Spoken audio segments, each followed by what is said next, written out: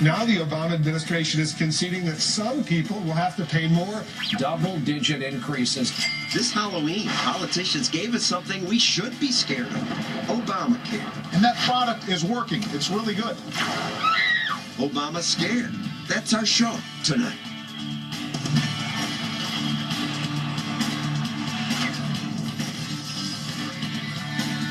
And now, John Stossel. Happy Halloween. What scares you? Nothing scares me as much as big government and central planning. Stuff like this. This is Obamacare. This kind of micromanagement takes our money and limits our freedom. Government can't even count votes accurately, yet now they're going to manage all of our health care? A few weeks ago, the president addressed the failure of his website, and he made one point that's absolutely true. The Affordable Care Act is not just a website. It's much more. Right. This is so much more. The failure of the online exchange is just a symptom of this disease, government micromanagement. They can't make a website work, and yet for years a private company offered something called e-health. Millions of people go there and comparison shop. Many buy insurance. The website lists different companies, prices, deductibles. They've enrolled more than 2 million people. Health policy analyst John Goodman points out that e-health could enroll the entire country if it were given the freedom to do that. But government says no. E-health is private. Not a single exchange is contracted with e-health. The central planners say government does it better. Michael Burgess is skeptical of that. He was a doctor, an obstetrician in Texas, that he stopped practicing to take a much less useful job. He's now a congressman. Congressman Burgess, you wrote an op-ed where you said America was supposed to be different from Europe. What's your point? Well, honestly, the whole premise of the founding of our society was that it was a free society based on limited government with the consent of the governed. We broke away from a country where the divine right of kings was the popular philosophy. You owed the king the tithe, the tax, because after all, he was anointed by God. But we this don't law have that passed. in this country. A majority at the time voted for it. It passed, and as the president is apt to tell you very quickly, it passed muster to the Supreme Court with some changes. It is still in the purview of the United States Congress to change something that is bad, change something that people don't want. And really, the next step in this drama, if you will, is up to the American people. I mean, I've done what I can for the last 3 years to either try to deflect or improve or not damage people so badly with this thing. But honestly, I mean, John, do you remember back in 1988 when the catastrophic health care plan of Dan Rostenkowski was repealed? After the people rose up as one and said, you got to get rid of this thing, that's the type of citizen involvement that's going to be required to reverse course on what you correctly point out is a massive government overreach. All right, let's move on from the legislation itself and just the ideas. The European idea is that health care is a right. And what do you say to these American politicians making the same point?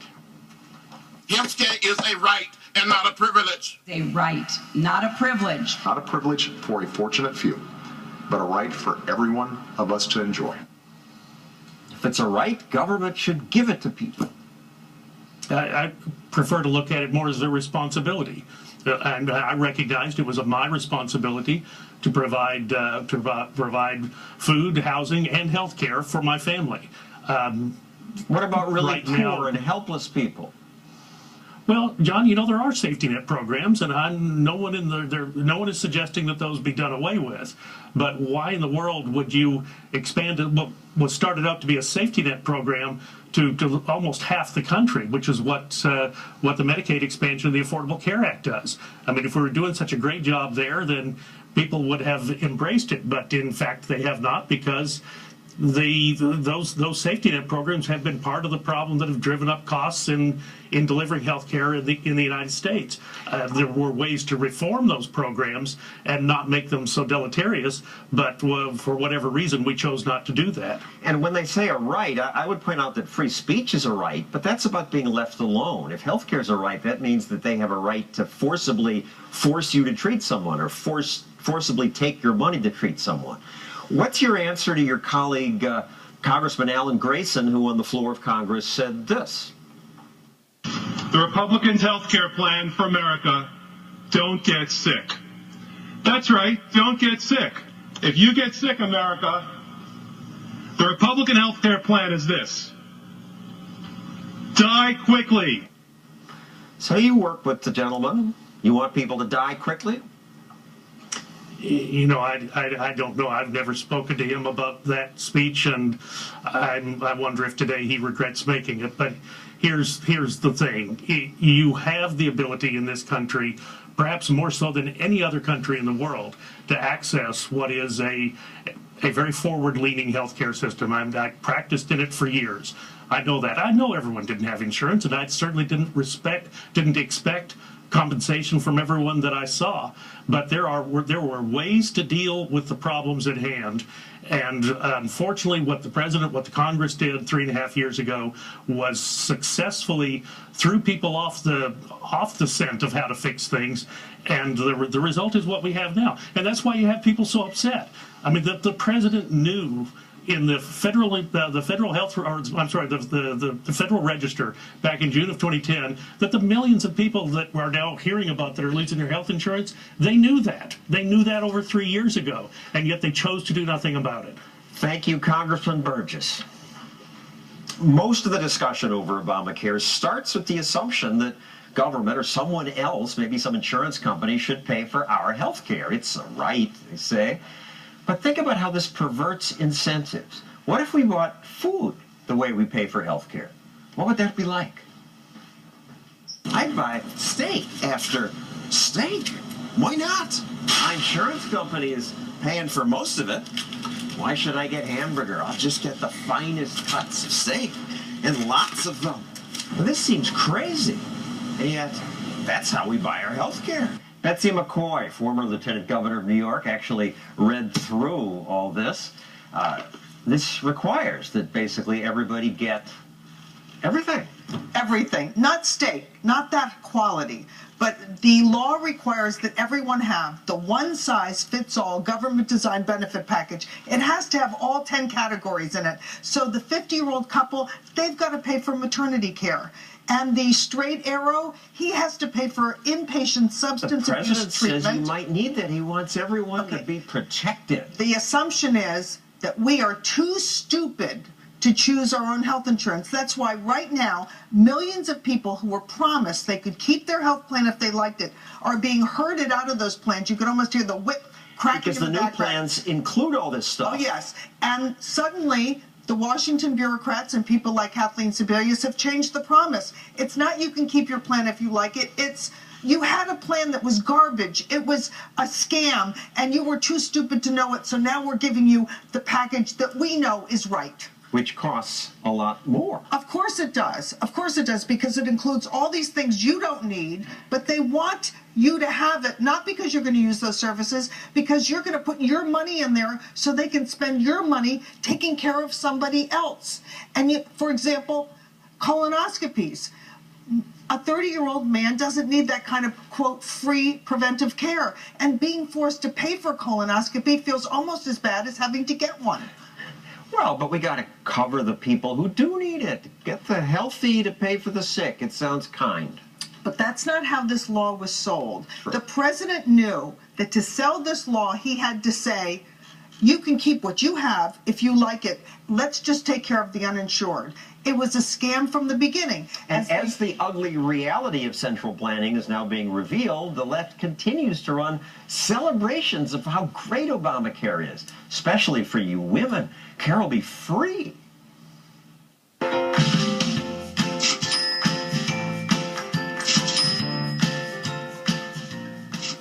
Well, when you pay nothing for something, you overuse it. Where's the tooth fairy? They're suggesting that there is a tooth fairy. Then none of that is free, John. It's included up front in your premium. And the reason men's premiums are doubling is that they're paying for it even though they don't use it. So let's go to the president's promise about the cost. When he was campaigning, he repeatedly said, I sounded sincere, your insurance premiums will go down. We're going to lower your premiums by $2,500 per family per year. Think he Does he believes sell it? used cars? That must be what he did before. He sounds like a demagogue. It's very unbecoming of the president. You don't think the central planners really thought somehow No. by including the premiums young are people? double. There's a reason. These premiums include $100 billion in new taxes that insurance companies are passing on. So when you write your premium check every month, it includes a big chunk to Uncle Sam. And of course, it includes paying for this big benefit package, only a little bit of which may be relevant to your life. Let's play another commercial from the incredible Thanks Obamacare website. It starts with hearts beating for Obamacare, then it goes to history. Costs were rising sharply.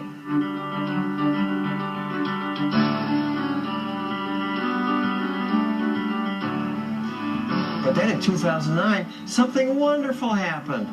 But that was Obamacare, but bad people, that's you, Betsy. You were angry, you spread misinformation, clouded the truth, said there'd be rationing. But health care won out. Yippee, Obamacare. You forgot the end of the story. Over half this law is paid for by cuts to Medicare. Hospitals are already laying off nurses. The care is being spread thinner. This plan, unfortunately, lowers the standard of care. That's why I said the steak is not what's going in your shopping cart. And it puts government in charge of your care. And it takes away something as precious as life itself, your liberty. And what we libertarians want is more individual decisions, but that means people pay for more of their health care themselves. People don't want to do that. They've been programmed to say somebody else should pay. Well, by the way, people are going to be paying for a lot of their health care themselves. Take a look at the deductibles in these plans. A $5,000 deductible in the bronze plan and a $3,000 deductible in the silver plan. That's for an individual. Those deductibles are so high that young people are never going to get a nickel back. But there's these zero copay, free birth control, etc. Check the details. It's not a good deal. Thank you, Betsy McCoy. If you'd like to keep this conversation going on Facebook or Twitter, you can use that hashtag ObamaScare to let people know what you think. Coming up, something I like has happened because of this law. It's not the celebrity pitches for Obamacare like this one, though we'll get to those too.